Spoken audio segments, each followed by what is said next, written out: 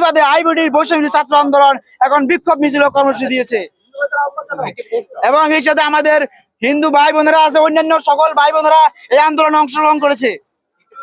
সেটি হচ্ছে এই যে ভারতের যে আগ্রাসন, এটা আমরা দেখেছি যে ইসকন যে সনাতনীদের 8 দফা দাবির যে আন্দোলনের নেতৃত্ব দিয়েছিল ইসকনের নেতা কর্মীরা, মূলত এরপরেই দেখছি আমরা ভারতে এই যে বাংলাদেশের বিষয় নিয়ে ভারতের বিভিন্ন অঞ্চলে যে প্রতিক্রিয়া দেখা দিয়েছে। আসলে আপনাদের কি মনে হয়, এটা কি বাংলাদেশের সনাতনীরা নির্যাতন হচ্ছে এই ইস্যু, না অন্য কোনো ইস্যু রয়েছে?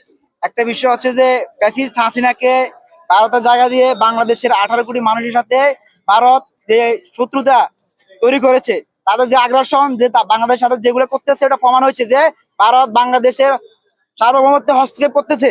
এই যে ইসকন একটা ইস্যু কয়দিন আগে ছিল, বিভিন্ন ইস্যু নিয়ে তারা বাংলাদেশে আগ্রাসন চালানোর চেষ্টা করতেছে।